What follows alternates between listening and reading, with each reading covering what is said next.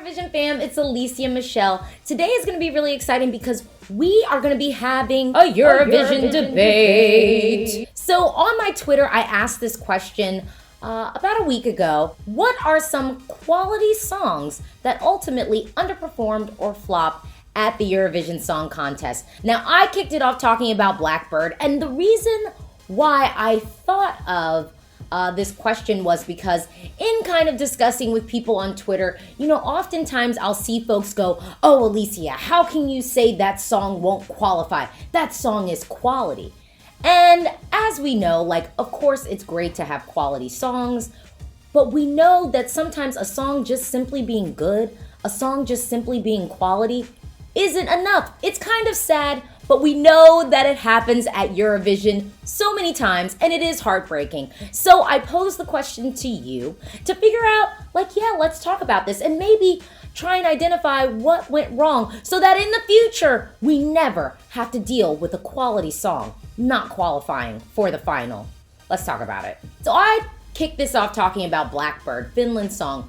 When Blackbird came out, I'm not gonna lie, I just had this weird itch in the back of my head. I was like, oh my God, I don't think this is going to qualify. I didn't really know why. I was kind of like, I just don't feel like it will. Mind you, tons of folks loved that song. I mean, there were people who had it legitimately in their top 10. And it made sense. It was a quality song. It was well sung. The staging was even great. But there was something in it that I just felt like was missing. And I couldn't really put my finger on it. But then ultimately, when we got to the semifinal and we heard the qualifiers, I was able to put my finger on it. The song ultimately just became not that competitive enough to, I guess, stand out, to garner the points that it needed to garner. Now, the thing is, I think really what happened with Blackbird was it was more so the televote than the juries. The juries actually did place it. But the televote, I think, was kind of like, oh, I kind of forgot that happened. But again, it doesn't take away from the fact that Blackbird was a quality song that didn't qualify. So some of the other popular ones, so I looked at all of your tweets. I had so many responses. So thank you. And if you're not following me on Twitter, definitely follow me on Twitter so that you can participate in stuff like this. I started this channel to have conversations with people just like you. So I'm gonna just go back to last year and I'll talk about Telemovish, not that much because obviously I talked about it ad nauseum last year. I understand why Telemovish did not qualify. I really do. I totally understand why it didn't happen. Doesn't make it any easier, doesn't make it any more palatable to me, the fact that it didn't qualify. But I do understand that, it might have been a little bit out of touch for a lot of folks at home. But again, that's kind of what we expect, the juries to sort of do, is to sort of show folks no, this is quality. This is doing something really different, really out of the box. And this type of song and performance is valid. We're going to save it. But ultimately, that is not what happened. But I do still think that Telemovish was a quality song and performance that unfortunately just didn't translate to viewers at home, and the juries just really didn't seem to get it. And I do think the staging might have hurt it a little bit because it was very out of the box, so I think the staging might have ended up ultimately distracting people from the song, and and perhaps it just was too avant-garde of a package for the regular person to really consume. I'm gonna talk about Belgium because Scenic, A Matter of Time. Here's the thing, that was a really tough semi. It was a really hard semi. We knew we were gonna lose a good song. I think a lot of folks were thinking that we weren't gonna lose A Matter of Time. I was not one of those folks. I was very concerned about the song on the outset. I liked it. I loved the sound of it. I also think, and this is crazy because some people were like, well, maybe that was a thing that happened in the fan base, but the masses didn't really get to it. But I do think that there's a level of the Eurovision fandom having somewhat of a small influence, although it might not seem direct, but having a slight influence over situations and conversations. And I think with Scenic, what actually hurt her was a lot of the pre-show performances, her vocal really wasn't there. And in this age of the 15-second video clip, YouTube, Twitter, video taking over Facebook, I mean, I don't know how many times I came across a clip of Cynic struggling to hit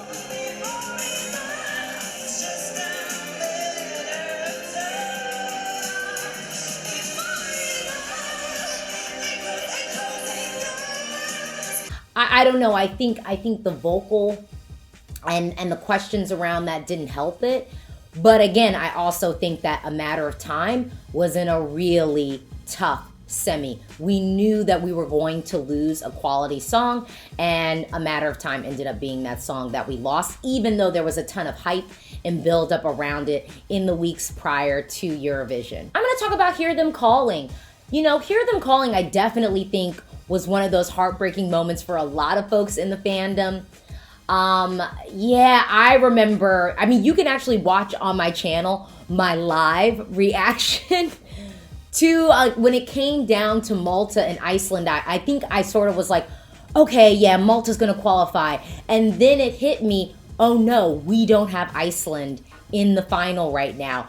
I was so nervous, and I really was sad. I remember that being a night at Euro Club that I just was like, okay, give me a drink right now. We gotta talk about this. Ultimately, I think Hear Them Calling, the issue was that the staging ended up not translating that well to the 2016 stage, which is not the delegation's fault. It's not Greta's fault. I really am kind of like, if they were able to do it in Iceland, I really don't see why y'all were not able to do this on the stage in Sweden. I just do not understand how that didn't happen. But ultimately, I do think that the staging and the issues around the staging ended up kind of taking away from that song. But ultimately, it was definitely a quality song that I do think deserved to be in the final, but it just didn't make it. You know, I just want to highlight, a lot of people mentioned like Dance Alone and IQ. Now, I will say that those songs like had a lot of buzz leading up to it, but I don't think that those songs necessarily need to be in this category, because honestly, the staging for both of those performances was wrong. The staging was all wrong. That is why those songs did not advance. And yes, even though they were quality songs that ended up underperforming and not qualifying, I feel like they sort of did it to themselves. Yeah, I think that delegation did not give them the staging that they needed, point blank. And that is why they didn't advance. But I did just want to mention that because I know that a couple of people brought those up, and I just was sort of like, well, no, I don't know if that really fits in this category, because I don't think that they really, I don't think that they did themselves any favors. Israel's Moron Mazor, that song was another one I think that definitely should have been in the final that did not make it. I think L'Enfer et Moi, France, in 2013, coming 23rd place, completely not deserved. I think that was a quality song that deserved more, but I think Running Order might have heard it. Funny Girl, Laura Risotto. I mean, honestly, like, the list can go on and on. So now it's your turn. Tell me, what are some quality songs that ultimately underperformed or flopped at Eurovision? Tell me in the comments below. Do you agree with some of my picks? Talk to me in the comments below. Do you think I left something out? I know I left something out.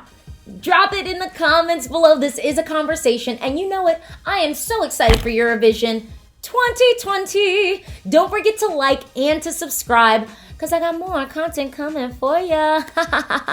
I just also want to close this video and just say thank you to everybody. I do this in all of my live streams, but I don't know if I've done it in one of my prefab edited videos. I appreciate every single comment, every single like, every single subscribe, every single view even. Thank you for coming here and having this conversation with me. I started my channel to talk to people just like you, and that's what I'd like to continue to do. Thank you so much. Bye.